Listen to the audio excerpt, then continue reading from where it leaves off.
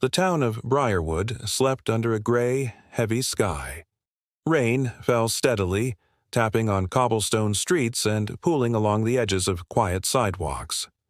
Street lamps flickered in the mist, casting a pale, lonely light that barely reached the damp bricks of the small shops lining the lane. The air smelled of wet earth and, faintly, of fresh bread from the bakery below. Inside a tiny, dimly lit flat above that bakery, James Thornton sat alone. The glow from his laptop screen illuminated a face pale and tired, his eyes red from sleepless nights. His hands, trembling slightly, hovered over the keyboard as he typed with a mechanical, exhausted precision. Lines of code glared back at him. Red error messages blinked endlessly, a constant reminder of his failure. He had been staring at this same screen for hours, trying to fix a problem that felt impossible. His fingers finally paused. "I just can't," he whispered. The words sounded heavy and hollow in the quiet room. Beside the laptop, a small photo frame lay face down on the worn wooden desk. He couldn't bring himself to look at it. Not yet. Only weeks ago, everything had been different. James had been confident, alive, full of purpose. His app, a small program designed to help local businesses sell their products online, had been his pride and joy. People in town admired him. Friends praised his ambition. And Amelia.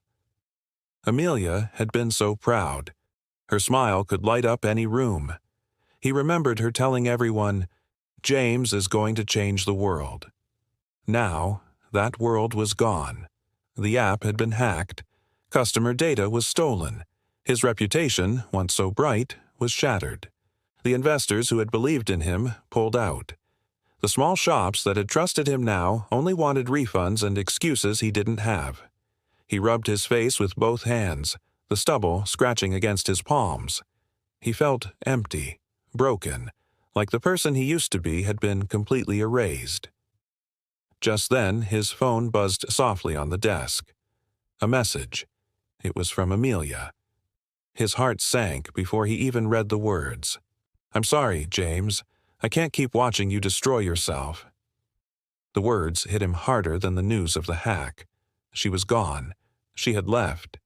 And now he was truly alone, sitting in a flat that felt too small for his sorrows, surrounded by stacks of cold coffee cups and empty snack wrappers. The rain pattered against the window, a bleak rhythm to his despair. Outside, Briarwood's streets were quiet, but inside this room, the silence was suffocating.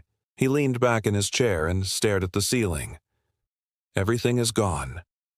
"Everything," he whispered, a confession only for himself.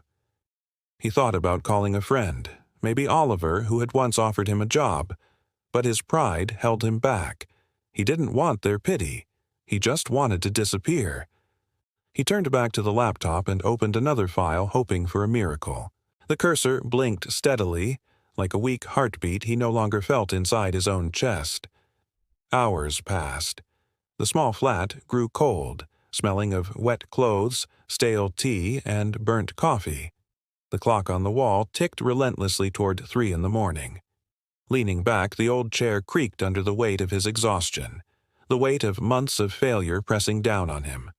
Suddenly, a loud crack of thunder shook the window pane. James flinched, his heart racing in the sudden noise, and then a knock, sharp but hesitant. He froze. Who's there?" he asked, his voice barely a whisper. The room felt too big, too empty. There was no answer.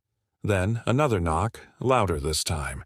He pushed himself up from the desk and walked slowly to the door, each step heavy. Rain splashed faintly through the window. He reached the door, his hand trembling as he turned the lock. Standing in the hallway was a young woman in a bright red raincoat. Her hair was soaked, plastered to her face, and her cheeks glowed from the cold. She held a pizza box carefully in her hands, protecting it from the drizzle. "Delivery for James Thornton?" she asked, a little breathless. James was baffled. I didn't order anything." She checked the receipt taped to the box. "Flat 2B, Briarwood Lane. That's you, right?" She offered a faint smile. a knowing one, as if she understood more than she was letting on. "Yes, but I didn't," he started to say again. She just shrugged, holding the box steady. "Well, someone did. Maybe a friend?" He fumbled for his wallet, finding only a few crumpled notes. He handed them over without another word. She smiled and passed him the warm box. As she turned to leave, she spoke softly, her voice calm and gentle. "Wrong orders happen for a reason." James paused. "What do you mean?" She just smiled faintly, already heading down the stairs. "Sometimes life gives you what you need, even if you didn't ask for it." She disappeared into the fog, her red coat a bright streak in the gray rain. James closed the door and breathed in the warm, comforting smell of the pizza. For the first time in weeks, he felt a tight knot in his chest begin to loosen. He opened the box. On the inside of the lid, written in tomato sauce, were 2 words: "Keep going." He touched the letters lightly, wondering who could have sent this. But in that moment, he didn't care. The pizza was warm, soft, and strangely perfect. His stomach growled with a hunger he hadn't felt in days. He ate slowly, savoring each bite. A small, unfamiliar smile tugged at his lips. For the first time in what felt like a lifetime, he felt lighter. Outside, the rain still fell, but it sounded different now. Softer, more like a lullaby than a storm. He leaned back on the sofa, staring at his closed laptop across the room. Maybe things can change, he whispered to himself. He found a small, leather-bound journal on his desk and opened it to a fresh page. He wrote, "Day 1, Pizza Girl. Weird name, but thank you."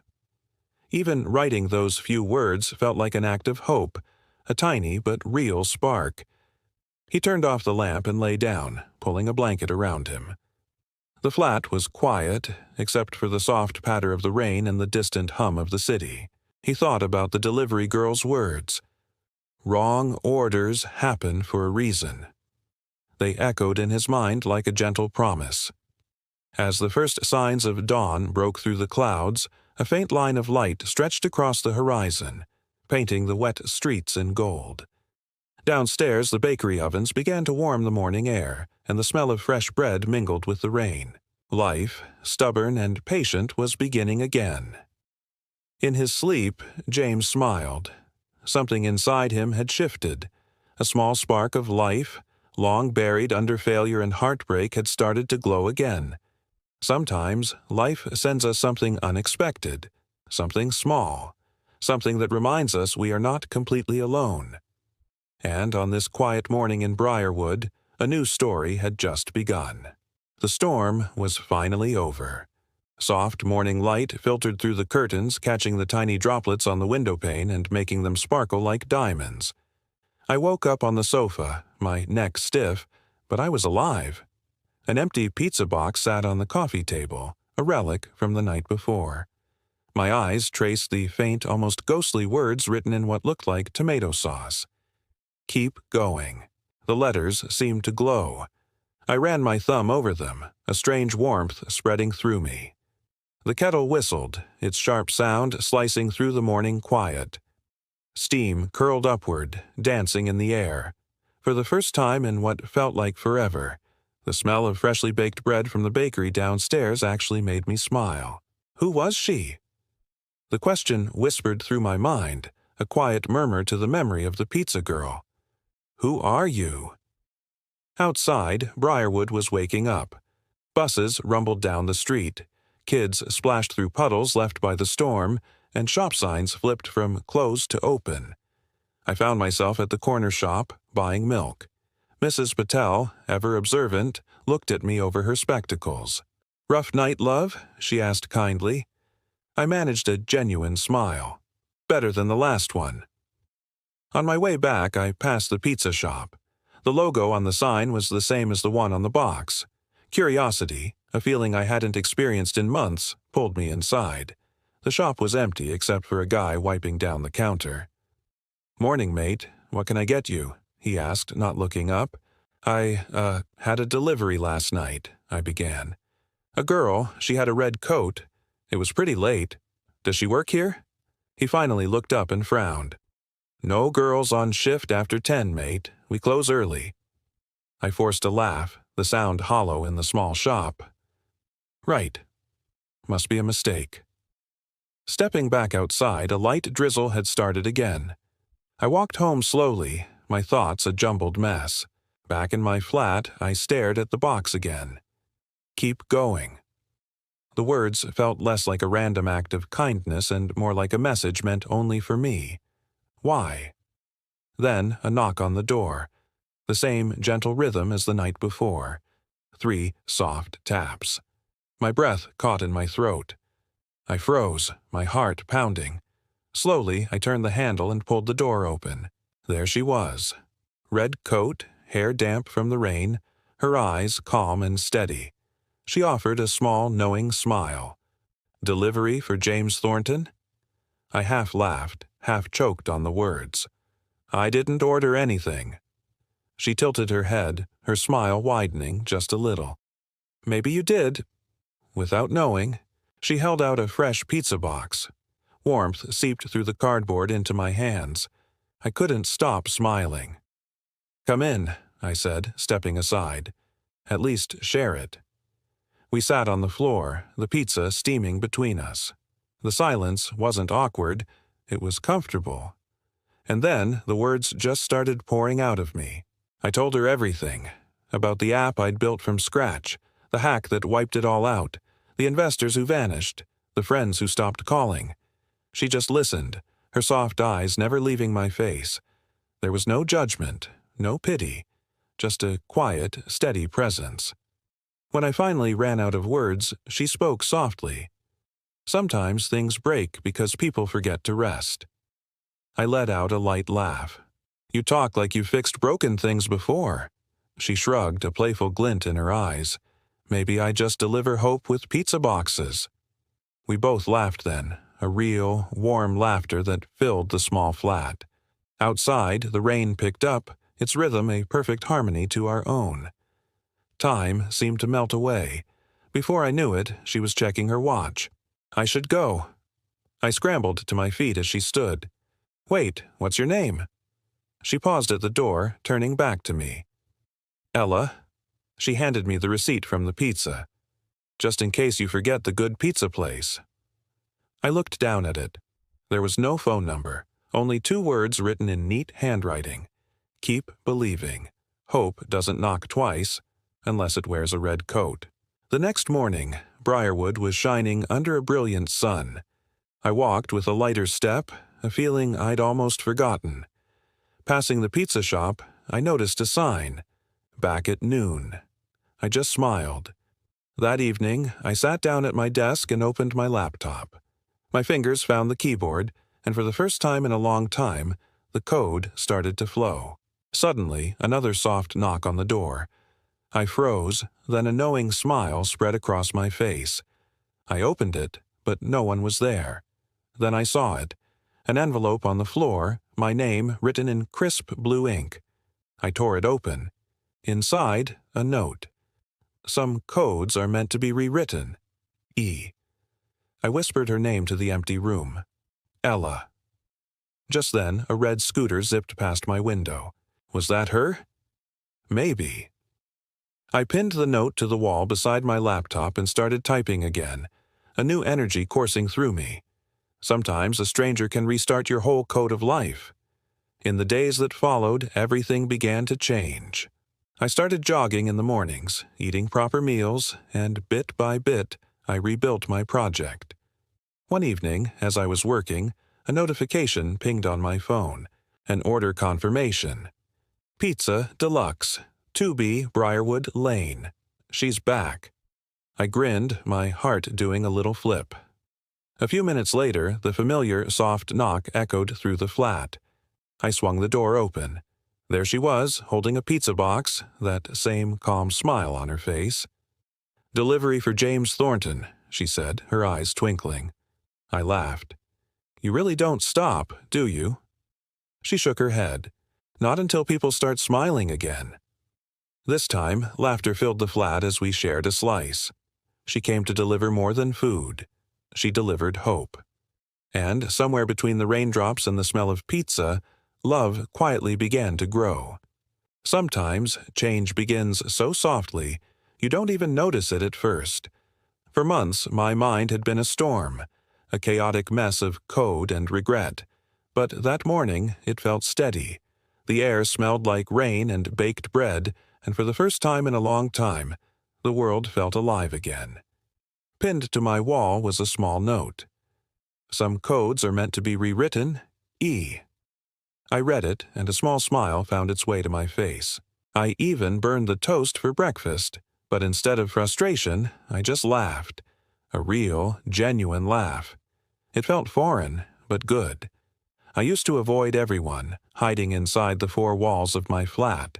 But now, I found myself walking through the streets of Briarwood, waving back at neighbors. The world outside wasn't as scary as I remembered. I headed to the little cafe on the corner, the one I always passed but never entered.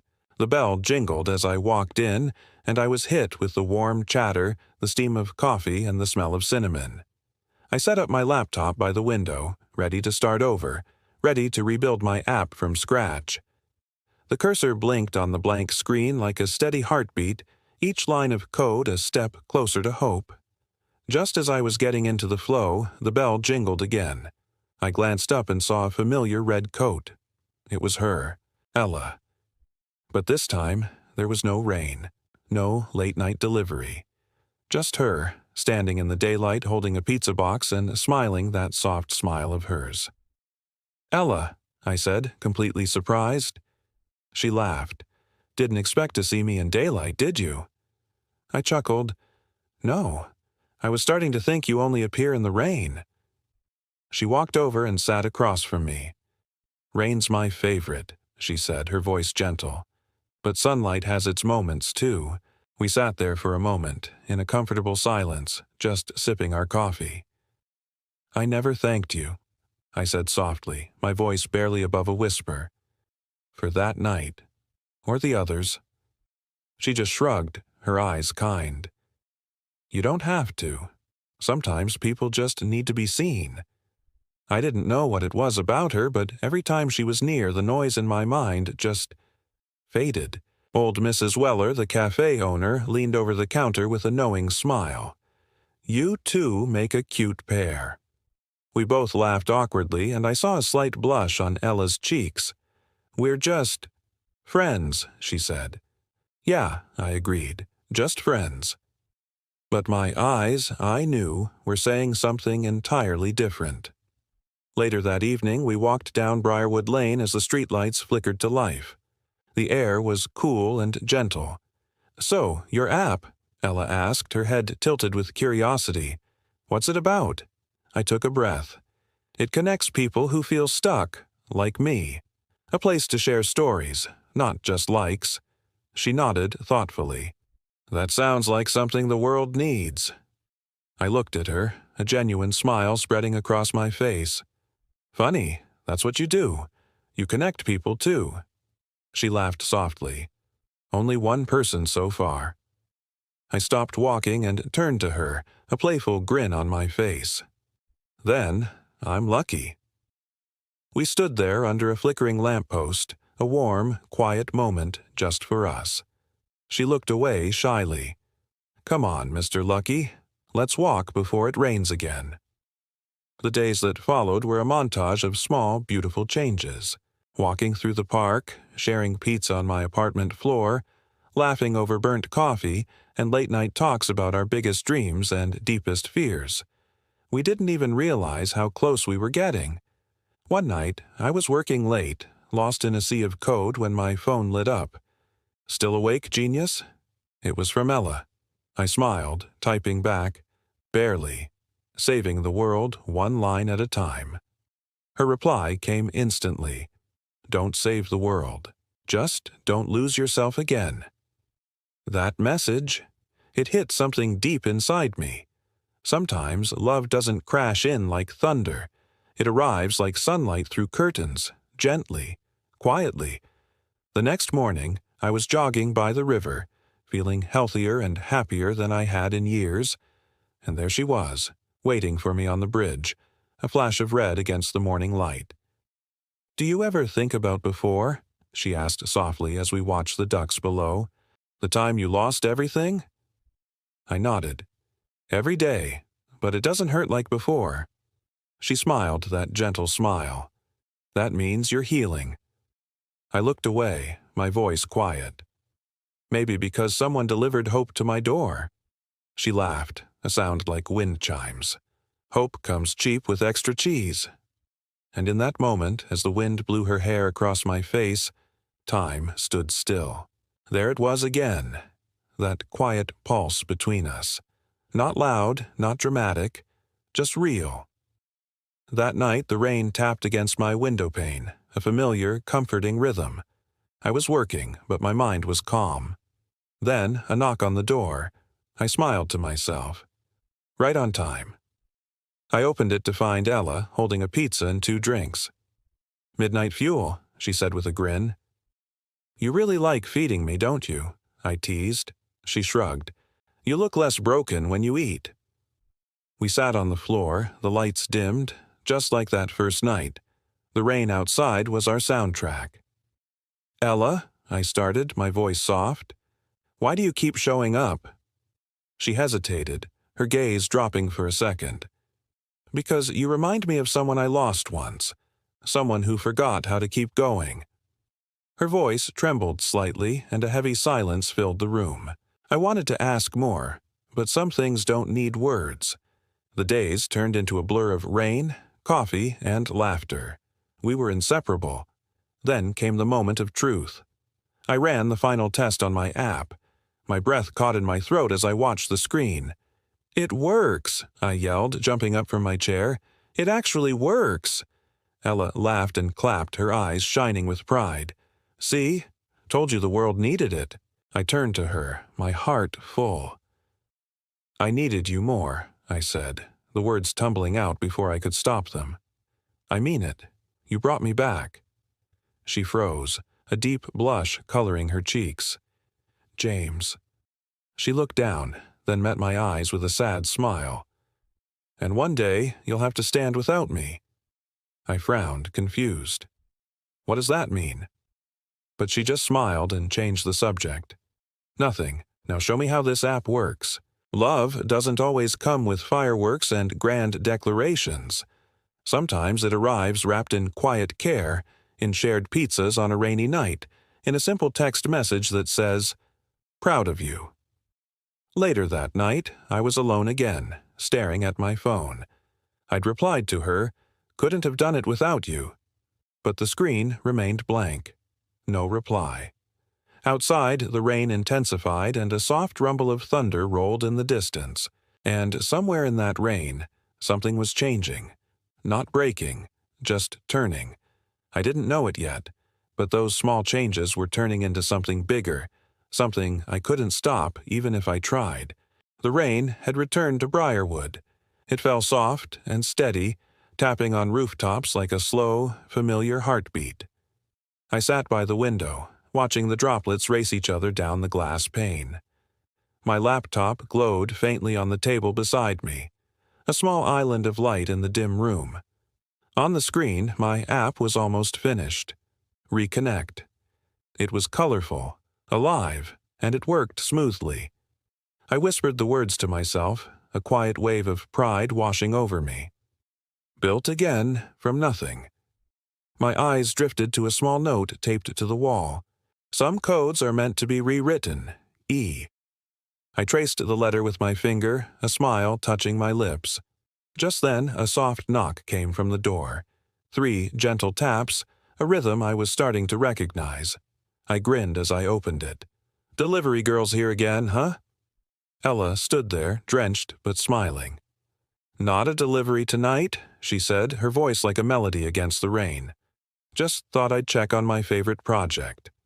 I stepped aside. "Come in before you melt."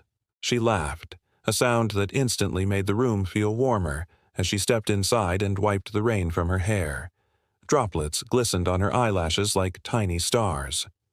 A few minutes later, we were sitting on the couch, 2 mugs of hot tea steaming between us. The rain hummed softly outside. "I think I'm almost done rebuilding the app," I told her quietly. She smiled, a look of genuine pride in her eyes. "I knew you would." I looked at her, a gentle curiosity stirring. "You always seem to know things before I say them." She looked away for a moment, her gaze landing on the rain-streaked window. "Maybe I just listened carefully." A comfortable silence settled between us. But looking at her then, I noticed something I hadn't before. Sometimes her smiles carried something hidden, a hint of a secret she was carefully protecting. The next day, I met her at our usual cafe. She was already there, sketching something in a small notebook. I leaned forward, trying to get a peek. "What are you drawing?" She snapped the notebook shut. "Nothing, just doodles." I grinned, teasing her. "Come on, let me see." She hesitated, then reluctantly opened it to the page. My breath caught. It was a drawing of 2 people sitting by a rainy window, their silhouettes bathed in the soft glow of a laptop. It was us. "You're an artist, too?" I asked, touched. She just shrugged, a small, almost shy smile on her face. "I draw what I want to remember."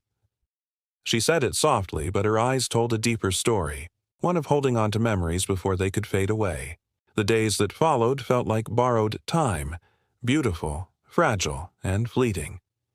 We walked under shared umbrellas, our shoulders brushing. We shared laughter over late-night pizza boxes, working side by side on our separate projects. We watched sunsets paint the Briarwood rooftops in shades of orange and pink. The city had never felt so alive. One night I was coding late again, lost in lines of logic, when my phone buzzed. A message from Ella. All it said was, "Step outside."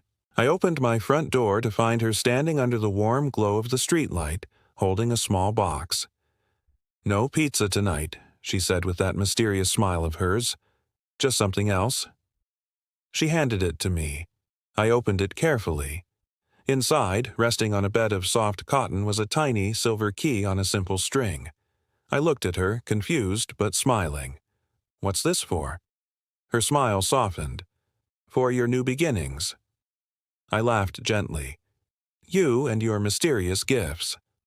She stepped a little closer, her voice dropping to a whisper. "Promise me you'll use it when the time feels right." Her gaze was intense, unwavering. I found myself nodding, lost in her eyes. "Promise." For a moment, we just stood there, the world feeling perfectly still as a light rain began to fall again. Our hands brushed, a spark of electricity, and then we both pulled away. There were so many questions I wanted to ask her, so many things I wanted to know, but I didn't. Some part of me was afraid of the answers. The next morning, I stopped by the pizza place. "Morning, mate," the guy at the counter said. "Usual order?" I nodded, then asked casually, "Hey, does Ella still work here?" He paused, a frown creasing his forehead. "Ella?" he repeated. "Sorry, never heard of her." A strange chill ran down my spine. "What? She delivers for you guys. Red coat, always smiling." He just shook his head. "No deliveries from this branch in weeks, mate. We switched to an online service." I stared at him, speechless. I walked out of the shop, my heart racing, my mind spinning in a frantic loop. I started running through the rain-slicked streets, heading towards the park, trying to make sense of the impossible. Flashbacks hit me in rapid succession, her red coat against the gray day, her voice saying, "Keep going, keep believing." The weight of the small key in my hand. I reached the bridge where we first met. It was empty. There was only the rain and the wind. "Ella?" I called out, my voice barely a whisper. The only answer was the sound of my own words fading into the wind. That night, I sat on my sofa, the silver key clutched in my hand. Was she real? A dream? Or was she something my broken heart had created to heal itself? Just as the thought crossed my mind, a sudden, sharp knock echoed from the door. My heart leaped into my throat. I rushed to open it, a wild hope surging through me. But there was no one there. Only a single white envelope on the doormat, with a familiar blue ink letter on the front. E. My hands trembled as I opened it. Inside was a single, folded piece of paper. I read the words aloud, my voice shaking. "Don't look for me. Just keep rewriting. That's how you'll find me again." I whispered her name into the empty room. Ella. Through the window, the rain blurred the city lights into a watercolor painting. Her smile had always been gentle, but now I understood why. It was the smile of someone who was never here to stay. I didn't stop working, but the silence where her laughter once lived was deafening. I walked alone in the rain. I drank tea at the cafe, her seat always empty across from me. I reopened the app again and again, tweaking the code, rewriting the lines. Weeks later, the day finally came. Reconnect went live. The tagline read, "Find what you lost." I uploaded it, a sad smile on my face. "She'd like this," I whispered to the empty room. The moment the upload finished, a notification pinged. A new message from a user named E. Heart. My hands trembled as I clicked it open. The message was short. "Told you, some codes lead home." I covered my mouth, a wave of emotion crashing over me. It was her. Somehow, somewhere, it was her. I didn't know where she was, or how this was possible, but she was still reaching out. That night, I stood by my window again, watching the peaceful rain. It felt like a melody, only we understood. I held the key tightly in my hand. "Soon," I whispered. On my laptop screen, the user E. Hart was still online. A new message appeared. "Look for the place where it all began." My eyes widened. "The pizza shop," I whispered. I didn't hesitate. I was out the door in a second, running through the streets. Rain splashed under my shoes as I sprinted through the soft glow of the streetlights. I reached the shop. It was dark, closed for the night. My heart sank. But then I remembered the key. Kneeling by the door, I slipped the tiny silver key into the lock. It fit perfectly. The door clicked open. I stepped inside slowly. The shop was empty, filled with the smell of old dough and rain. But there on the counter was a small box, with my name on it, written in that familiar handwriting. My heart pounded in my chest as I opened it. Inside was the pizza box from that first night, perfectly cleaned. And written on the inside of the lid were the words, "Love always delivers, even when we don't see it." Tears filled my eyes and I laughed, a soft, broken sound. Maybe she wasn't gone. Maybe she was always part of my story, the unseen code that fixed everything when I was broken. I closed the shop door and stepped back out into the rain, a sense of calm washing over me. I didn't find her that night, but I found something else. Peace. As I walked home under the shining lamplight, her voice echoed in my memory. I looked up at the rainy sky and smiled. "I'll keep rewriting, Ella. Always. The storm has passed." Briarwood's streets glisten under a pale golden sky. I sit by the window, the small silver key she gave me cold in my hand. It's been days since she vanished, but her words, her laughter, her presence, they still echo in my heart. On my laptop, the screen glows. Reconnect, my app, is alive with new users. I managed a faint smile. Guess we both built something that works, Ella. I find myself back at the cafe, sitting alone in the corner where she once sat, sketching in her notebook. The morning light streams in, illuminating her empty chair. I still look for her in every reflection, every shadow. I see her face in the rain-streaked glass, hear her laughter on the wind. Her voice, a soft memory. "Promise me you'll use the key." "Where did you go, Ella?" I whisper the words to the empty space beside me. I walk through the town, a ghost in my own life. Past the bridge where we stood under the red umbrella, past the little corner shop, past the park. My feet move without direction until something catches my eye. Outside the library, a poster. Local art exhibition, Love in the Rain by E. Collins. My heart skips a beat. E. Collins. It couldn't be. Could it? I hurry inside, my pulse racing. The gallery is filled with soft light and quiet chatter, paintings adorning every wall. And then I see it. I stop dead in front of one painting. It's a scene by a rainy window. It's us. Two people, silhouettes against the downpour. It's our story, captured in oil and canvas. My breath trembles. It's all there. The loneliness, the hope, the connection. Then, a soft voice behind me, so close it feels like a dream. Still raining in your world too? I turn, and the world stops. It's Ella. She's here. Alive. Smiling, gently, the same light in her eyes that I've replayed in my mind 1,000 times. A silence stretches between us, thick with unspoken words, just our eyes meeting, bridging the days of absence. "You're real," I whisper, the words barely audible. She nods, her smile deepening. Love always delivers. A laugh escapes me, raw and emotional. "I thought I lost you." She looks down for a moment, then meets my gaze again. "You never did. I just needed time to find me again." We stand together before the painting. I notice the small tag beside it. "For the one who rebuilt his heart." My eyes sting with tears. I look at her, my voice thick. "You mean me?" Ella's laugh is like music. "Who else?" That evening, we walk home together in a light, misty rain, under the same red umbrella, on the same quiet streets. I glance at her, the reality of her presence still sinking in.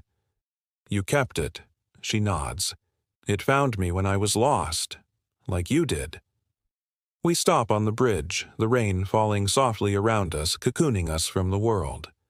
She turns to me, her expression serious but tender. "I wasn't really a delivery girl, James." I'm confused. "What?" She sighs gently, a small, knowing smile on her lips. "I was volunteering for a local charity. They sent me with that pizza by mistake." She looks right into my eyes and everything clicks into place. But that mistake, it saved both of us. I realize it then. She wasn't an accident. She was destiny. My hand finds hers, our fingers lacing together. "You changed everything," I tell her. She smiles warmly. "So did you." Time began to move forward again. I found myself teaching coding workshops to kids at the community center. Ella started painting murals, bringing color and life to the town's old brick walls. We were back in our corner of the cafe, laughing, sharing ideas, no longer two lonely souls, but a team. We didn't chase perfection anymore. We were building peace, one quiet moment at a time. Later, in her sunlit studio, she's at her easel, lost in her work, while I'm on my laptop. She looks over playfully. "Still coding?" I nod, not looking up from the screen. "Always." She peers over my shoulder. "What's new?" I turn the laptop towards her. She sees the app's new name. Reconnect. Love always delivers. Her eyes glisten. "You named it after us." I look at her, my heart full. "After you." That night, we're on the rooftop, the stars shimmering above Briarwood. She leans her head on my shoulder. "Do you think love ever ends?" I think for a moment, watching the constellations. "No," I whisper. "It just finds new ways to arrive." She smiles, closing her eyes. I like that. Our hands are intertwined, a silent promise. I once thought I had lost everything. But love found me again. Through her. Weeks later, we're back in the gallery. Her painting hangs proudly at the center of the exhibition. Visitors admire it, reading the little card, "Inspired by a delivery girl who changed a life." I watch quietly beside her. They love it. She smiles softly. So do I. It was never about the pizza. It was about connection. About two people finding each other at exactly the right moment. About how love shows up. when you least expect it. We stand on the Briarwood Bridge as the sun sets. The rain has stopped. The light turns the whole world gold. "Thank you," I whisper, "for finding me." She smiles, her hand warm in mine. "Thank you for opening the door." The camera of my memory pulls back, leaving our two small figures standing together beneath a glowing sky. Love doesn't just arrive. It delivers exactly when your heart needs it most.